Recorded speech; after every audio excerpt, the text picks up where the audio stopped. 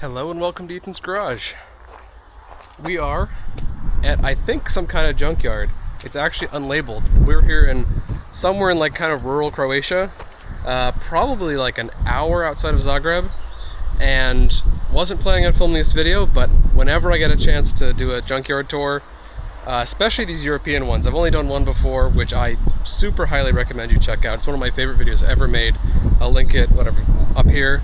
I did that in San Marino, the 5th smallest country in the world, which is just the coolest thing ever.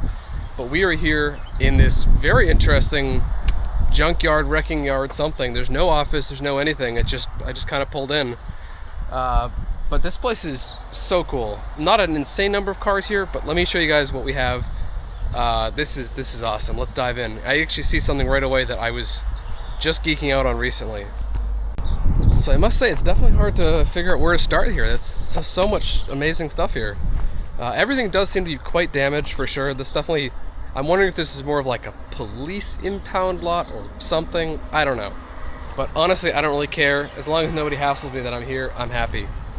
Also, hopefully the wind noise won't be too bad. But bear with me if it is.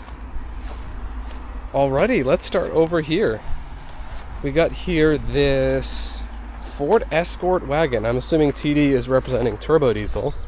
I have a feeling I'm not the only one who's come out here, except the last person who came out here had some fun with the windows instead of appreciating it like you should. Actually, no, having fun with the windows on a junk car is kind of great. Yeah, this one you can tell has been outside for a while, both with the spider webs and the mold and mildew on the seat. We got some kind of shipping container turned little workshop thing. I gotta be careful here that I don't get any ticks on me, because that would not be a fun time. No need getting a horrible illness doing this, although for reasons to get a horrible illness, I will take this over some of the other ones. We got here some kind of Volvo. I feel like I should know the model of this, but I'm blanking on it, and I'm also not a total Volvo expert. Got this, which I believe is a Volkswagen. Oof. Yeah, I'm noticing a lot of cars here with severe center windshield damage. I wonder if there's like birds or something they're hitting or what. So this area is interesting, although a bit confusing. With all these doors taken off, this definitely seems more like a professional wrecking yard, but there's zero signage here. So it's kind of a puzzlement, but yeah, quite a collection of doors. We even got license plates on some of these.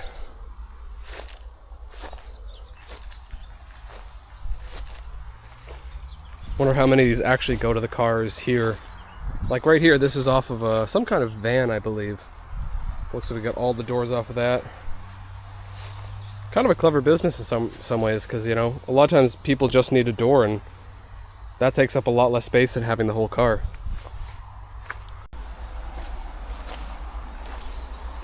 It's also pretty toasted. I think it's like 90-ish. So I am definitely kind of cooking out here. Bit of Volvo hat. So when I was first getting into cars as a young teenager, one of the cars that I was really enamored by was the Volvo C30. I just thought it was the coolest thing ever, and I was looking them up recently and finding out all sorts of things about it. It's an interesting model in general, and in looking up this car, I discovered this, the Volvo 480, which is basically the predecessor. It's not 100% true, but basically the predecessor to it. As you can see, this sort of sits between the old P1800E, I believe, which would be the shooting brake hatchback. But you can see right here that this also has the rear glass only hatch. Looks like small steel frame to that. But yeah, this is one of these cars that, of course, never came to the US. And it's very funky. I was immediately enamored by it when I discovered it.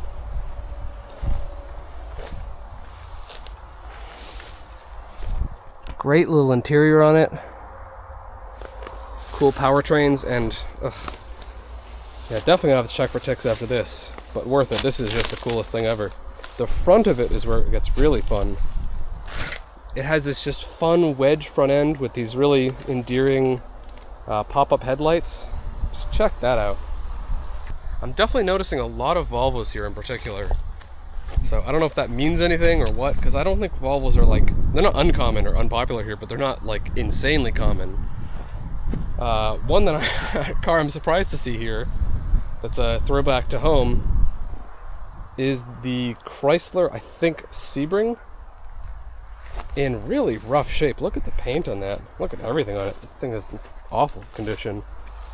But yeah, always funny seeing not only American cars, but just kind of garbage American cars over in Europe. This one does have a manual though, which is nice. I don't think that ever was sold in the US with a manual. And we got a whole bunch of Volvo wagons. I think this is what, the V40, or is that the one after it? Plus we got a Volvo 440 GLE. If you guys know if that was an American sold car too, let me know, because I'm like 50-50 on whether that was or wasn't. And then we got here something. It's always tough to identify these things when half the parts are gone. Ford Escort, okay, yeah. And from Slovenia. Or at least the person is probably Slovenian. And then looks like someone tried to break the rear glass on this, but did not have good enough luck. Oh, nice. See, Volvo is all about being green, so much so. Look at the interior. Talk about green. We got a plant, we got some more plants. Wow. Volvo is so committed. Let's check out some of the stuff over there. So I know I said I was gonna go check out over there first, but let's start over here instead. Gotta carefully walk over all this shelf material.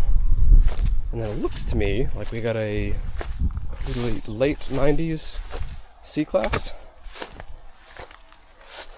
Wow. Some proper damage on it as well. Hard to recognize now.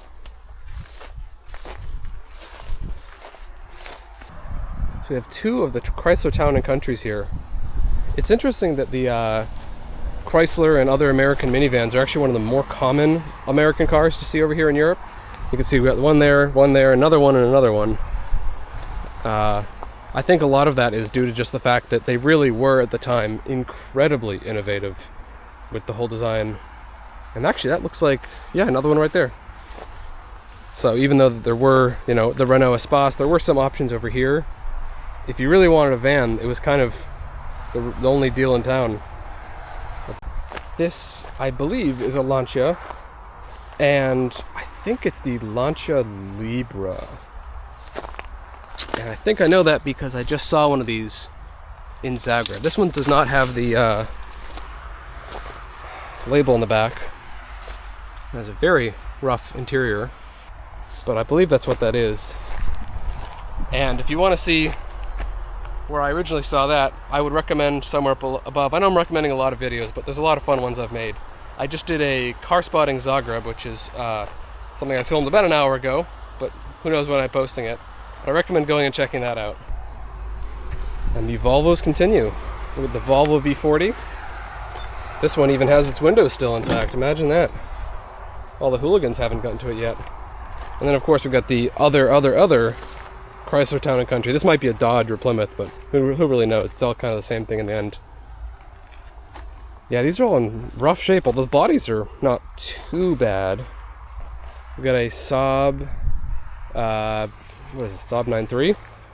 Yeah, Saab 9.3 convertible. And just more and more and more vans and Volvos. And right here we even have a bathtub. That's always convenient. You never know when you'd want to take an upside down bath next to a highway. And then more vans, we've got the Kia Carnival, which is quite the name. I've never been a big fan of the name. It always sounded particularly goofy of a name for a sort of serious product. Well, I think this honestly takes the cake now as the most common car here. It's all Volvo V40 wagons, or other kinds of Volvo wagons. Yep, all Volvo V40s, all of those. That is insane. And another Chrysler Town & Country over there. What is up with that? Got here the Peugeot 307 wagon. And a nice color too. Also, another Slovenian, which is interesting. Slovenians are definitely big on putting the little SLO Slovenia thing on their car. This here is the Citroen Zara. I'm not quite sure how to say that. If you know how, let me know in the comments, because Citroen has some odd names sometimes. This here looks to be, I think, a BMW, no, Saab, sorry. I saw the circle and just assumed it was BMW. Saab, ooh, 900 probably. And of course, more V40 wagons and sedans. Yep, Saab 900 SE. Honestly, it's amazing how much these cars look as modern as they are. You know, I think Volvo, or actually Volvo too, but Saab is one of these companies that really has been ahead of their time for a long time. I think they're basically, in many ways, kind of like the Tesla of their age. And one of the things I always find amusing at these junkyards is when they're not just for cars or not just for trucks, but also for boats. Look at that.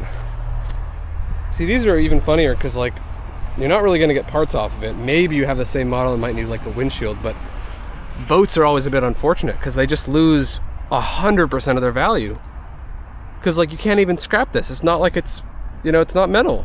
This is all fiberglass, so you actually have to spend money to go get rid of this, or you just leave it in a place like this. I mean, really the only thing that's worth anything on this is the little trailer thing it has. I don't think it has an engine with it. Ooh, it even has a little bit of pink in the paint. Look at that. Must have been a lot of fun though back in its heyday. But no longer, that's for sure. We got another one of these nice Volvo 440 GLEs. I'm guessing this is kind of like the smaller entry-level Volvo of its time. This one's actually in decent shape. Rather compelling vehicle. And Volvo is always kind of one that puzzles me a little bit. I think sort of where it stands in the market, which I think has always kind of been the case with it. BMW can be that some ways, and Mercedes occasionally as well. But one of these things where it's kind of entry-level-ish, but also kind of high-end. I'm hoping I haven't bored you guys so far with the number of Volvos. And ideally, if you guys are total Volvo fans, you are just loving this. Height of the grasses here too. This is definitely hard to get around. I mean, this is eye level, and you can see it's pretty much up at eye level. We got another Kia Carnival. I would not have expected that. That is majorly surprising. And then over here, we got a purple Volvo, I think this is a 2-seater? No, it is a 4-seater. This would be, I think, an S60 with no engine. Yeah, not like anyone who's using the engine anyways, though. And I like the new Saabs. What's really fun is the older Saabs, and that's what's right over here. Look at that. God, I love those old boxy Saabs. I've always thought these are compelling classic cars too, because although they're obviously nowhere near as safe as modern cars, because of how advanced these guys were, or Volvos, vintage, you know, 80s and earlier Volvos and Saabs are actually relatively safe classic cars to own. So if you have kids or something like that, and you maybe don't want to be too irresponsible with your, you know, all the cars you have, this is actually a pretty good way to go. Also, interestingly, the license plate holder has the European Union circle of stars, and it also says made in Croatia. I find that quite interesting. Got a Volvo 850 TDI diesel. This is another Volvo. This might be another one of those 440s. And then over here, we got more Chryslers. I find that just so crazy that, like, they were importing Chryslers as much as they were. I also just kind of amazed, like, who would buy these? Like, even with a diesel, which would definitely improve it a bit, these are still just not that great, especially for the time.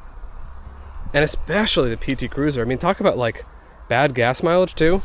Like, you'd think that these are small and therefore would get, like, at least for the time, okay gas mileage. Like, oh, maybe like 30 on the highway. Nope, these got 24 highway. That is the same as like a similar age Toyota Sienna minivan with a V6. And this thing's just some little hatchback. I just find that always so crazy. Also, it's crazy that there's 4 of them here. This here is the German Green Zone sticker too. So this guy either has visited Germany somewhat, and fairly recently, or it's just a German plated car originally. Alright, let's trudge back this way through the deep grasses.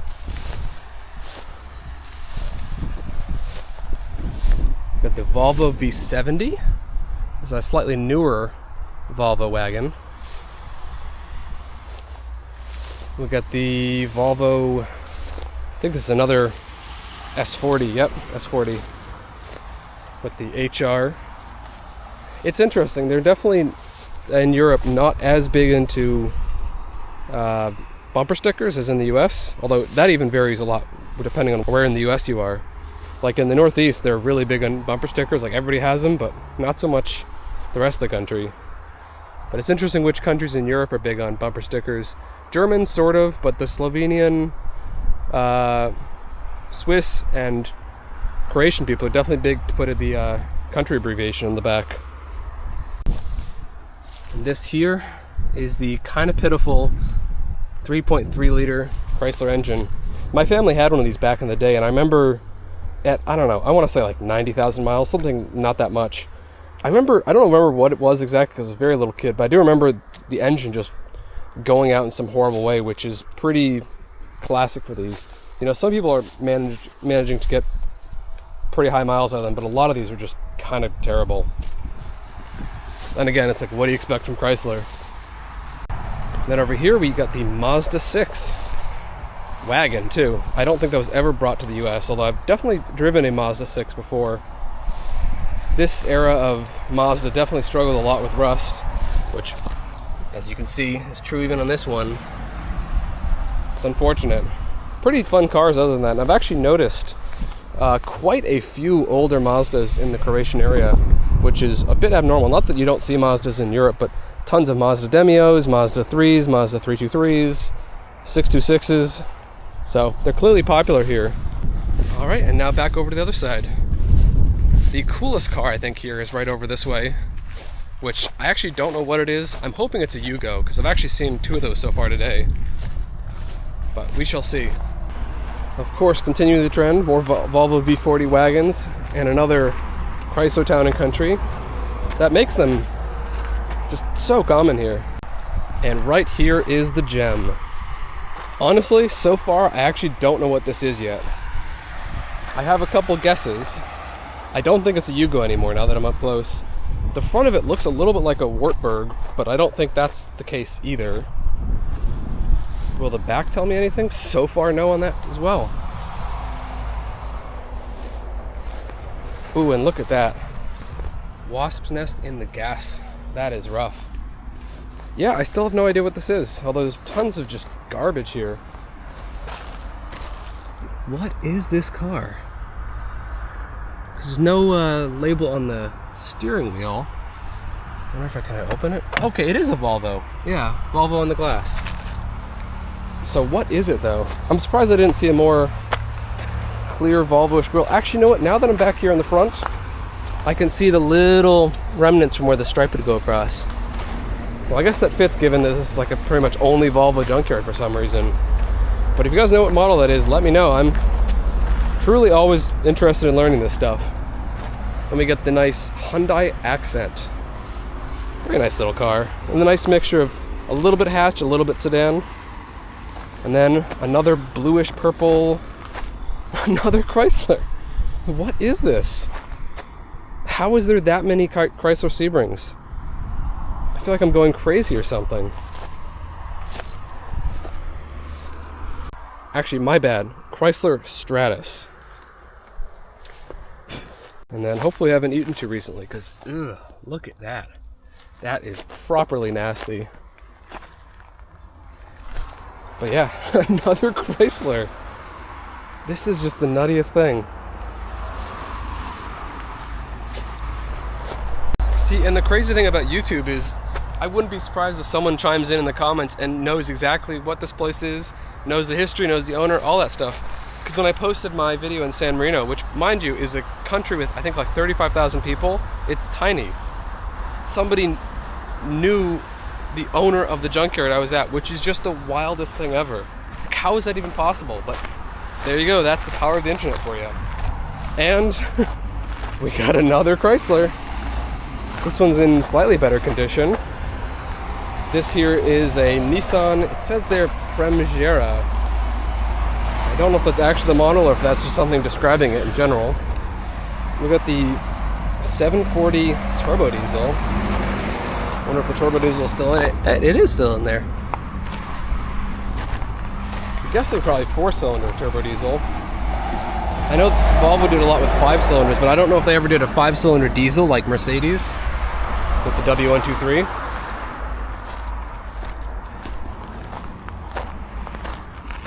That's my car for this trip, by the way, the Fiat Panda. We got the Volvo, another Volvo, another Volvo, and another Volvo. And another surprising discovery of this place is this old, like, mini post office thing, which is interesting. I mean, can't say I wouldn't love having one of these myself. That'd be pretty awesome to have one of these in your backyard or something like that. Turn into a little greenhouse, a little hangout area. Amazing. Alrighty folks, well that wraps up the video. I am very glad to have found this place and was definitely not expecting this, but this is the kind of stuff that's just awesome. I love when trips have little fun diversions like this. You know, it slows me down in the net because I gotta go all the way to Budapest today, which is like, I don't know, 3 hours from here or something, but wouldn't skip it at all. This is the best. But with that, let me know in the comments what you guys like best here, and please, I really do like listening to recommendations on where to do car spotting, where to do junkyard videos, and it can be US or anywhere in the world. But don't forget to leave a like because it does matter, subscribe, all that stuff. But with that, I gotta keep driving and go get some more food and gas actually too. But I'll see you guys the next one, and have a great rest of your day.